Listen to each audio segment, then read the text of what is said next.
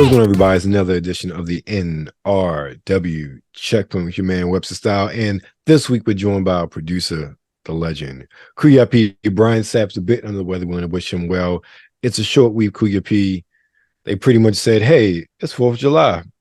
We ain't releasing anything, so we got a short list of new releases this week." Yeah, shocking. I was very shocked. You would think, hey, 4th of July, people are going to be home. Let's pump out some games, you know? Kids are out for summer break. Why not? But nah, they're like, we're not publishing anything. I guess Final Fantasy 16, was it 15, 16 last week, just sucked up all the oxygen for at least the next 2 weeks. And they're like, we'll hold off and let people play that before they come back. But this week, first up, we have a game that was very synonymous with Google Stadia. It was one of their launch titles for Stadia that was exclusively only on Stadia, which is now made its way over to the consoles, and that's Gylt. It's on the PS4, 5, Xbox One, S, X, and PC. It's a platform from Tequila Works. So Gylt is a narrative adventure game with puzzles, stealth, action, set in a fictional old mining town in the state of Maine. Who goes to Maine? Okay. I've lived in Maine. I've lived in Maine, so I'm kind of intrigued. I'm excited. Okay. All right. Yeah.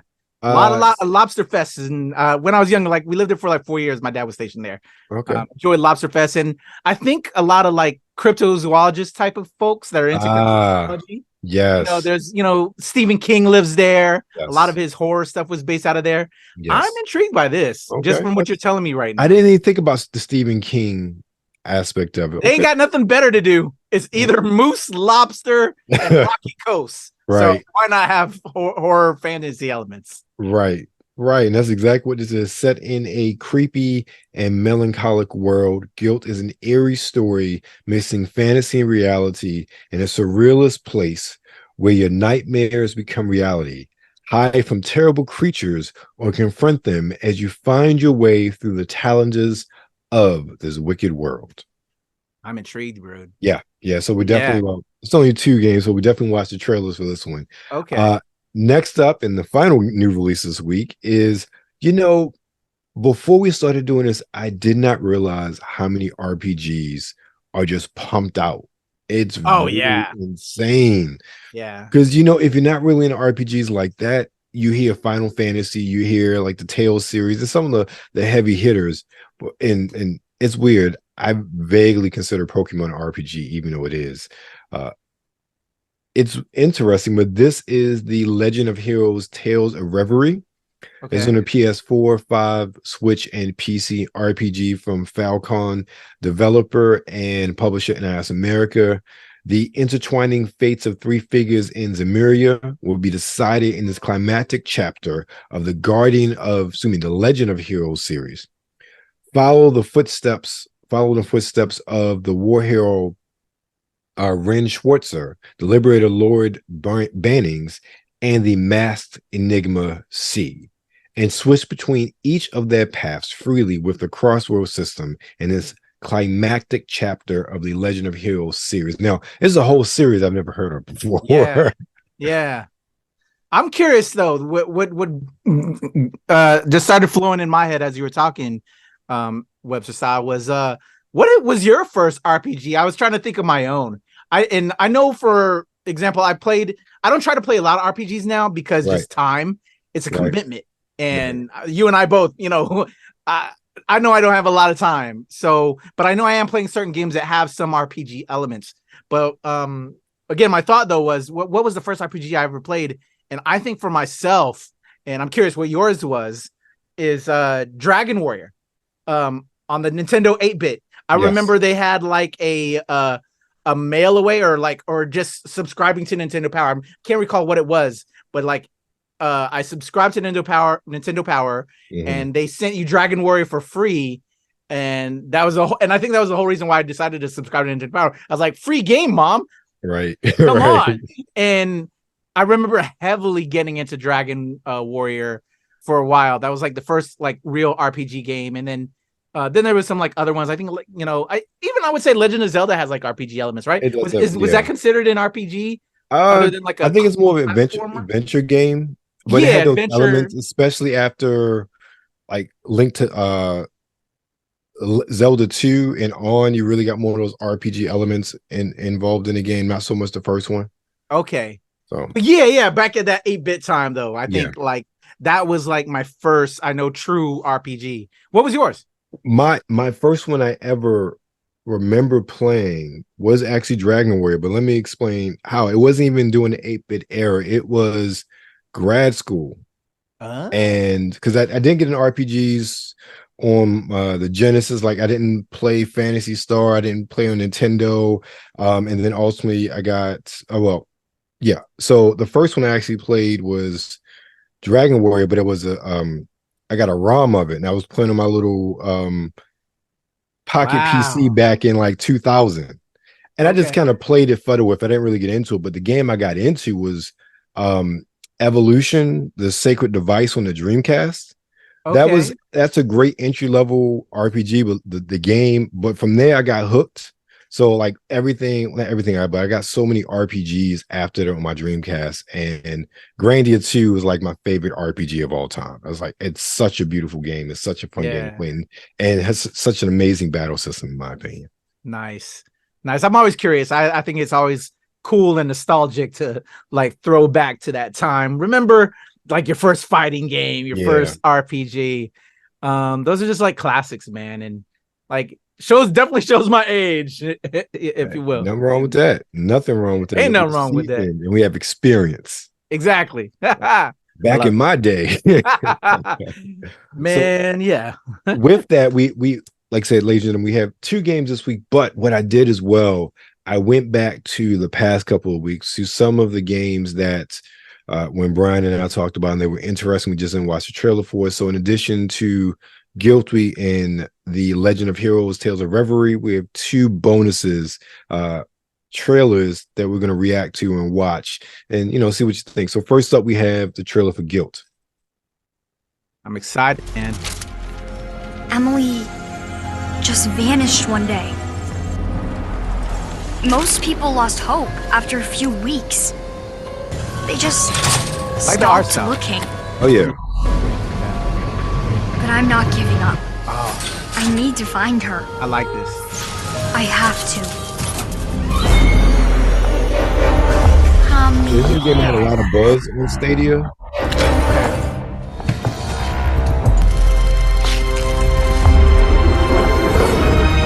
Emily? Don't be afraid.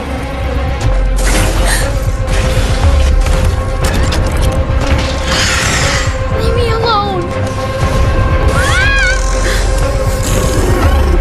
Emily? You're just another monster. Interesting. Okay.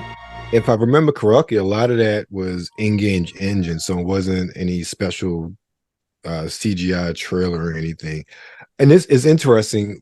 When Stadia went down, I ended up watching I wouldn't say a lot, but a couple of different videos on Stadia and Stadia's demise, and really about talking to the publishers and the people who were first party, who were putting their games only on Stadia and the repercussions of that. And there were some who just didn't have the money to port their games to other places. And I remember Gylt was one of those games they brought up because that was sort of the flagship. Hey, this is something new and different on Stadia that you can only play on Stadia. And I'm just glad to see that they didn't get trapped on Stadia and that they were able to get a budget to move it to other consoles, and hopefully it does well. Yeah, I'm always interested in new titles and new premises. Agreed. Definitely gives it new life. Yeah, new audience to connect to. And I gotta say, you're bringing up the setting of Maine and all that. How, maybe, why, and like I reminded you, Stephen King, all that. There's in regards to Stephen King, his son. This also reminded me of one of my favorite recent comic book series that also had adaptation on Netflix. His son, Joe King. Is it Joe King? I think it's Joe King. But Stephen King saying Lock and Key. Yeah. Bro, if you've never read Lock and Key, it won countless titles, countless awards within comics and the industry. I think I one of read the best trade. comics to read, man. Yeah, I agree. And then it got an adaptation to Netflix. Just all of that. Just one of the best comic books I've ever read. Highly recommend, man. And I know you're a comic reader. His son. Yeah. And Stephen King's son, Joe King. Yeah. Yeah. Okay. Such a great book and set in New England. And yeah, like I said, they got nothing better to do other than lobster and freaking blueberries and yeah. So why not like get into some crazy horror fun? It's the perfect setting for stuff like this. Yeah. Right, so that's our take on Gylt. Next up, we have The Legend of Heroes: Tales of Reverie.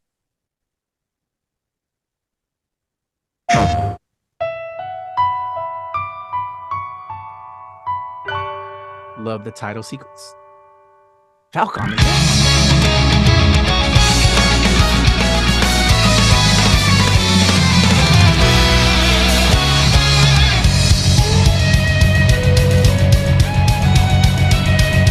Yeah, looks good. Yeah. I'm not a big anime head, but I can appreciate the throwback, the style. Yeah. I have tons of friends that love it.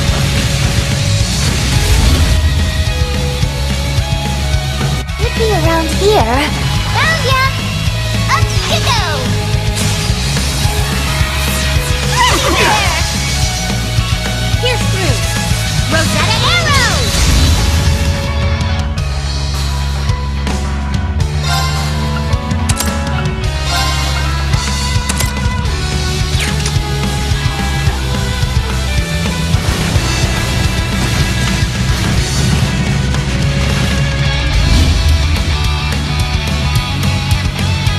All for one, and one for all! All together now!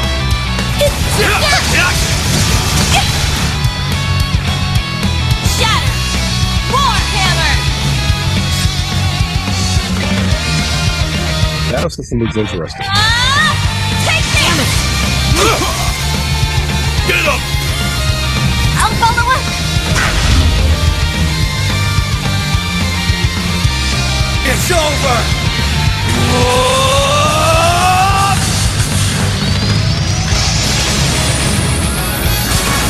Rising Nova! Now!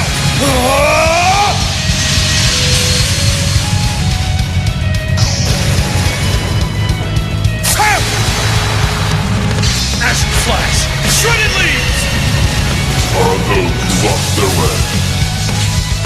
Thunder!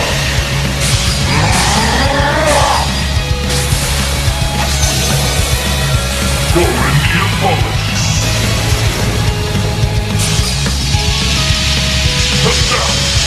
I'm expecting some sort of mask on it. I don't know who he is.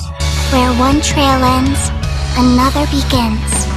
The Legend of Heroes trails into Reverie. There we go. All right. Yeah. This is the one thing, especially doing this show, seeing all these RPGs, they all start look alike. That is true. That is true. Like, really, all these JRPGs, while they look stunning, they all have some sort of anime art style. Even while gameplay looks, well, the battle system looks different. Character designs kind of bleed together. You got mechs, you got this. Even the way they cut their trailers, cinematically, musically speaking, everything bleeds together. And it's, unless you're a diehard JRPG fan, I find it very hard for people to pick up this game or any game like it. For me, outsider perspective, it's like once you have one, you have them. It's all the same. Yeah, to be honest. All right. Well, that's our take on The Legend of Heroes: Tales into Reverie. Hate to throw shade. No. Look. Yeah. As someone, as gamers who've been around for a while, we got a little season on this. We've seen a lot of things when it comes to whether we play them or not. We've seen that evolution, and you hear one of the things Brian and I talk about, the constant recycling or reusing of assets, of genres, of gameplay mechanics, really yearning for something different, something new. And these RPGs, while they may be popular and obviously they're series, we're looking at this one compared to the one from 2 weeks ago, the one from the week before that, and they all blend together because they all have these anime art style aesthetics. And only when we get those ones that really sort of stand out, do we remember them like, oh, we want to play. And that's why, even, Final Fantasy 16 came out, regardless of what people think about the mechanics and the change, it looks different than everything else on the market. Same with even the Persona series, while they still have that anime art style, it still looks different from other things on the market, particularly with his battle system. Like, they stand out for a reason. A game like Tales into Reverie, while it looks stunning, while it's a really good game, to a average gamer, that game would blend in with so many other games, especially on the Switch, on the PS4. Like, you got a lot of competition. They should put that on the Xbox, put it in Game Pass. They would have found a whole different audience for that. That they wouldn't have found there that don't typically play those games. That's just my opinion. Yeah, maybe finding a different, like you said, kind of like a platform or ways for average gamers to access it, because unless you're a tried and true diehard JRPG fan or fan of whatever franchise that it's tied to in like an anime or manga, it doesn't really push people to get it, without knowing or being that deep of a fan. So you got to figure out other ways for people to access it, like you said, to make people want to touch it and grab it and play with it. So I'm with you, man. Yeah, but more power to them, man. Like I'm sure if there was a certain like franchise or property that got picked up and had all the elements of a particular RPG I like, and now they're putting that twist onto that property, then I'd be like, oh, hell yeah, let's go, But yeah. So that's our take on the Legend of Heroes, Tales into Reverie. Now, next up, we have a game that Ryan and I talked about last week that was very ominous and one that we were very interested in, but again, a chance to look at, and that's Goodbye World. Hey, Rico, ever wanted to make a game? Yeah, but it's a lot harder than you might think. Just ask Kanii and Kumade, two friends striving to find the perfect idea for their next game. Watch their story develop as you play through stages of a retro-inspired puzzle platformer while following their day-to-day struggles. Their recent games haven't exactly been raking in profits, so both of them must work part-time jobs to make ends meet. Will their friendship be able to take the strain of these challenges? Find out when Goodbye World launches on Nintendo Switch later this month. I am so intrigued by this. Yeah, particularly that they just the color choices. I like that they're trying to talk about retro stuff, and in order to do that, what I got to give them props on is we're even going to make the color saturation that was our trailer reflect. I'm curious if the game is even built like that, because you know what I'm saying? It's very, very artistic in nature. Because of that makes it that's what makes it grab my attention. Just for that simple facts. I'm curious if they play with that as part of the game in its presentation as you play it. But just weird, awkward, different. It's weird. Yeah, definitely. I think it's one of the things that even in the description last week, they developing the game, but it made some allusions to maybe one of the two characters makes a very final choice, hence the title of the game. And that right there, just the adult themes and the sort of real world sort of ramifications of what's going on, just like this is something like we have to watch this trailer if we get a chance to, just to see I agree it's about, because the Nintendo World trailer we just watched is Nintendo World. They ain't touching any of the more adult stuff in that. Yeah. But it looks very interesting. I've really become enamored with games like that where they tell a really fleshed out story. Yeah. I think games like that are doing a better job of that than a lot of these AAA $100 million games. It's like all flash, no something. And I will tell you, one of the best stories in a game that I played in the past couple of years was Unpacking, and that was all done through unpacking and repacking stuff. Yeah, and just to figure out the story of this woman's life from the time when she was a little girl until ultimately she was married. Oh wow! And that was just in the twists and turns in that through college and high school. It was like, it was beautifully done with no word of dialogue, no nothing. These little indie games are just doing a great job of telling really good stories, and they just show the big boys up. And Goodbye World seems like it's one of those games that'll do just that. Wow, I love that. I remember us doing that episode, and now you got me really intrigued by that. That's really cool. On just, like you were saying earlier, and well, like in regards to RPGs, everything looks very cookie cutter. It's the same. That shows inventiveness. That shows creativity. Yes. And like this trailer, it's kind of like old school type of game. We know that kind of a game, right? And we've seen that style, but just even the way they framed it as a trailer, color saturation and just presentation, by that alone provokes me. Even though I kind of know what it is in a way, I don't know it because they're doing something different with it, and I love that, man. And you got me thinking about that unpacking game again now, because that was so interesting when we first saw the trailer back then. And my review is up on Nerds Rule the World, so check it out. But one of the things you bring up, that color saturation, and even from the trailer, you kind of get a gloominess from it as well. Oh, totally, yeah. And I really like that, especially as I started talking about, games aren't selling, got to take up, part-time jobs. That's a lot of stress. That's a lot of angst. That's a lot of strain between two friends. And I really love how when you play their game, they make like, it's on like a little Game Boy. That was really cool. A really cool touch. That was awesome. I'm intrigued, man. Yeah. So we're both intrigued by Goodbye World. Last up is, probably the dirtiest title we had last week. And yes, we will keep our, you've watched our content, our minds are in the gutter. Last up we have Dr. Festus's Mean Meat Machine. I'm excited. Rated T for teen.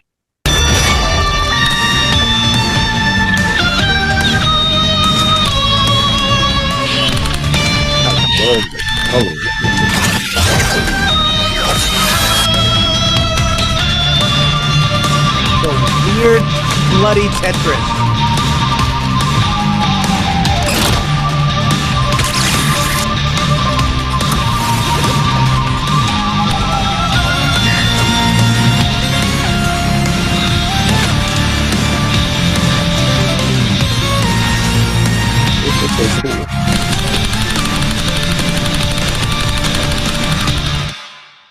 I'm in. Okay. That is so. Have you played Super Meat Boy before? I own it. I Okay. bought it, but I've never played it. I think I bought it on the GameCube Okay. years ago, only because I heard so much about it. You hear about, you hear the buzz, and so you pick it up. But being the busy person I am, I pick up a lot of games, Right. Eldon. Especially, I know you probably do the same here and there. But then I don't ever get around to playing it. But yeah, just because of the weirdness. I like weird. I like creativity. Well, that's the same guy, and I think if I remember, Dr. Festus was like the villain of that game or something like that. If I remember, if I remember the description correctly, it uses like a lot of the levels and whatnot to create the game as well. Because I own it too. I think it was like a Xbox Live Gold title like years ago or whatever it is. So I've played it. It's hard as but it's fun. But yeah, so I was just looking forward to it, and just the way that the color just pops. It's just so pretty. That goes a long way sometimes, just that visual strikingness of something that's so simplistic when it comes to the gameplay. And that looks, and I just thought about it, like Dr. Robotnik's Mean Bean Machine. It's a play on that. Nice. It just dawned on me. So that's our take on Dr. Festus's Mean Meat Machine. There you go. Kuya P, I know you're doing a lot. What's going on with you this week? Oh man, lot of interviews I gotta drop on the channel. Nikes. Recorded one a couple hours ago with Jason W. Wong, actor that's been on The Flash, This Is Us. He's on a Netflix show that's out now. He also is a publisher. When his partner passed, he didn't get to see the finalization of the prose that he put together. So he continued on his late husband's work and published that book. That's available. We spoke on that. Great Asian American actor, LGBT cat that just is lovely, and had a great conversation of, you know, being that as we as people of color in this industry that's hard with all of those things. And when you're in that industry and labels and society puts you that on you, we had just an excellent conversation about just existing and finding our space. And so that interview will be up. I did that earlier today. A ton of interviews. I can't even think of them all. So I'm a bad producer host right now. Because I've just been so busy. But just stay tuned to NRW, you know, putting together content with my boy WebsterStyle over there and the rest of the team. Joyride drops this week. That was my number one pick on our weekly show. That's dropping this week. I also have a review with Heather on the team on our thoughts on that. I'm also talking about that on WTOP-FM Radio this weekend if you live in the DC, Maryland, Virginia area. So I kept on talking about it there. Just a lot of content. But I'm curious about you, WebsterStyle. You killing it as well. What you got going on, brother? I just dropped episode 152. Nice. The podcast this past Monday. My interview with Anna Fox is there. If you haven't seen the videos, yes. As well as talking about fragrance I talked about this week. I went from being 2 months off to now I just recorded a batch of I'm sure, bro. You're killing it, man. Well, fragrances. I think I did Acqua di Gio Parfum. So more of my time with that. I finally got to really talk about my feelings on Picard season 3. Now that we're in Strange New Worlds, getting back to it. So yeah, man, and got some BlurCon's coming up this week. So got a panel going on there, as well as lining up some folks to do some interviews. And also not on my channel, but my man Danny Foxworth, he has a couple different podcasts he does on YouTube.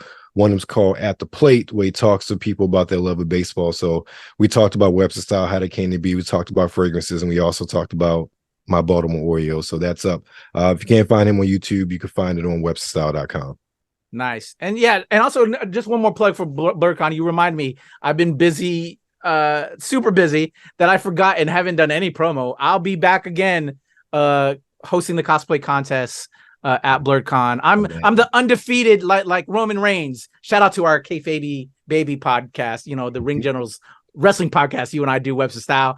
But I feel like I'm the Roman Reigns of BlurCon because I'm back again. I'm undefeated, reigning supreme as your cosplay contest host. Excited to see that and see what everybody's going to bring to the table in regards to cosplay at BlurCon, man. See, I'm mad at that because my panel was at 6 on Saturday. At the same time as my contest? Right. No! So damn it, man. It's going to be fun, but look, that's what's going on with us this week. You can find us everywhere on the web, but you know, you're nerds rule the world. Make sure you follow us on Twitter at the NRW, on Instagram, New Release Wednesday. And of course, you're currently on YouTube, so make sure you like, share, and subscribe. Thanks for having me, Eldon.